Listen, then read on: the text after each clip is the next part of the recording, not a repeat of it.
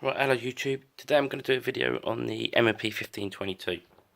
Okay, so the M&P 1522 is a 22 long rifle semi-automatic rifle. It's made by Smith & Wesson and it was originally put into production in 2009. In the UK, the rifle costs roughly £600. Okay, and the rifle weighs 5.5 pounds. All right, but however, what do you get for your £600? So you obviously get the rifle, as you can see. Yeah, you get your M-Bus flip-up sights, okay, by Magpul. You get obviously your rear sight, and you get your foresight. Okay, you get one piece of Picatinny 2-inch rail. These two bits here I purchased myself.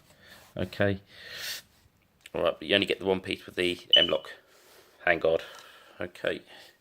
And you obviously get 1x Smith & Wesson magazine, which are great. We'll come on to that in a bit. Okay, before we proceed any further though, you can see that the rifle is clear. I have a breech flag in there.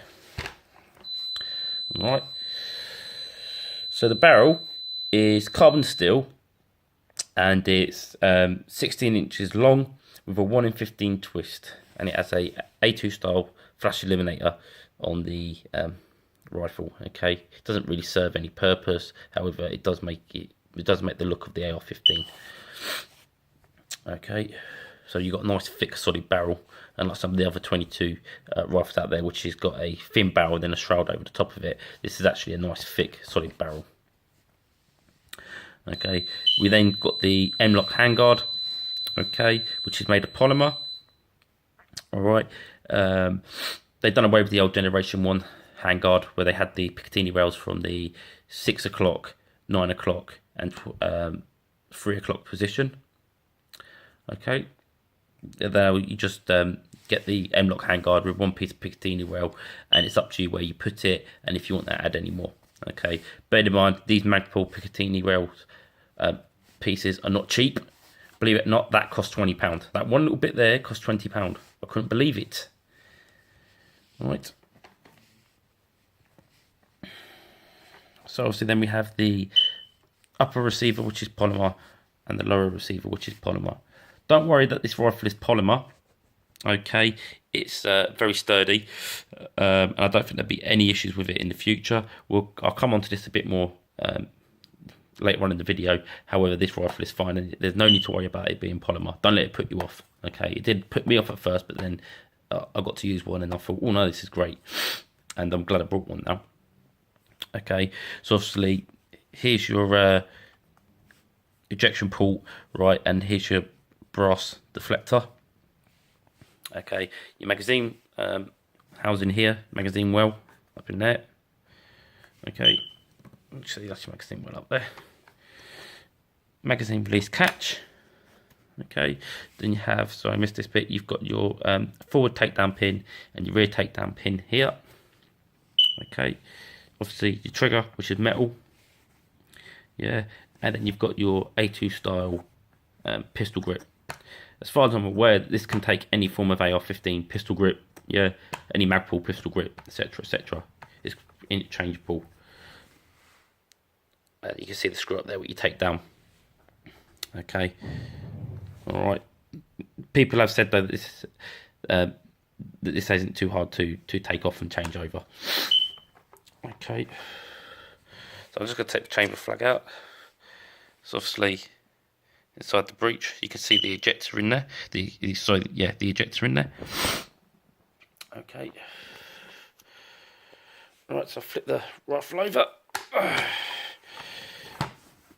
Here's your fire selector, change lever, safety catch all in one, I suppose.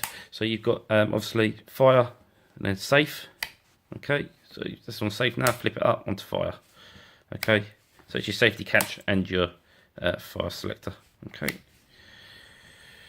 right, that's obviously your charging handle, just like any other AR-15 charging handle. Yeah, that's made out of polymer. Here's your bolt release.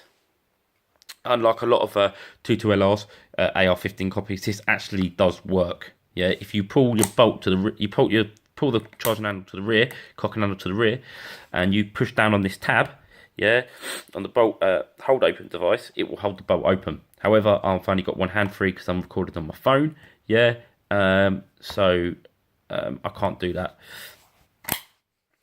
But as we can see at the moment, the bolt is open, and if I press this, the bolt's now closed. Yeah. Okay. So it is a true bolt hold open device. If I put a magazine inside, just there you can see the magazine's clear. Alright. So I put the magazine inside the rifle. Right. Okay. Pull the working parts to the rear to simulate that the rounds run out of the magazine. And as you can see, the bolt has now stayed to the rear of the rifle. Okay. And even if I take the mag off, the bolt stays to the rear until I release the working parts. As so. Okay. So this rifle, I absolutely love this rifle. It's great. It's very reliable. I've put so many different rounds for this rifle. Things like CCI mini mags, blazers, match ammunition like Center X, the SK, the Ely match, all that kind of stuff. I put some cheaper stuff through it as well, and I've had no problems with this rifle at all with feeding. I must have put about 1,500 rounds for this rifle, and I've had about one stoppage, which in my opinion is not bad at all. That's pretty good. Okay, bearing in mind I have only put solid round heads through the rifle. I don't know how the rifle would perform with hollow points. However, it has formed quite well with subsonic, normal standard velocity, and obviously the CCI mini mags and stuff. Okay,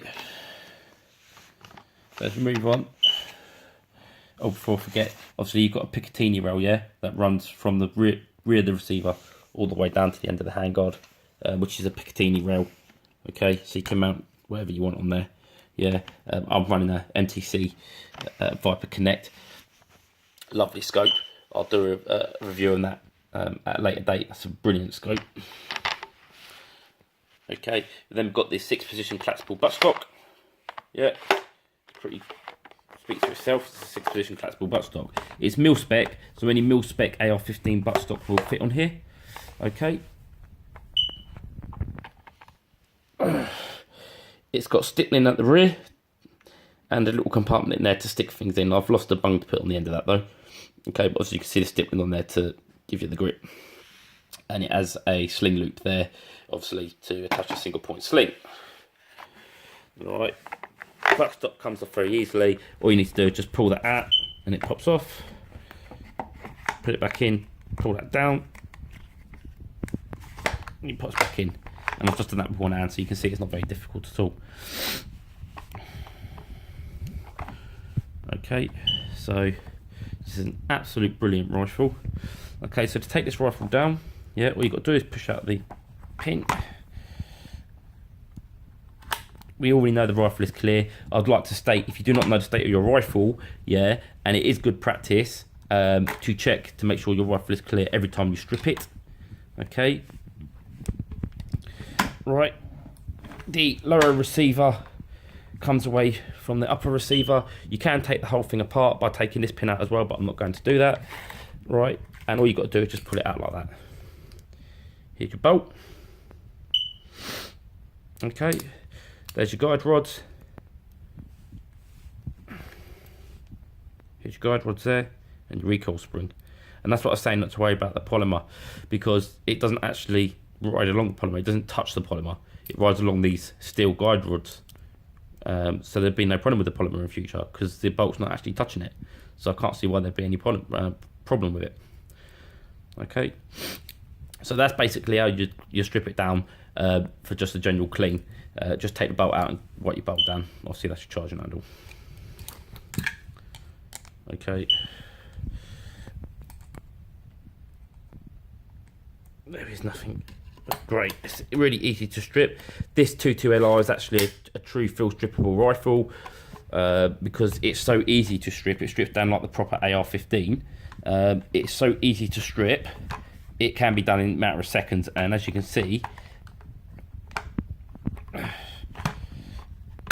I am doing it with one hand.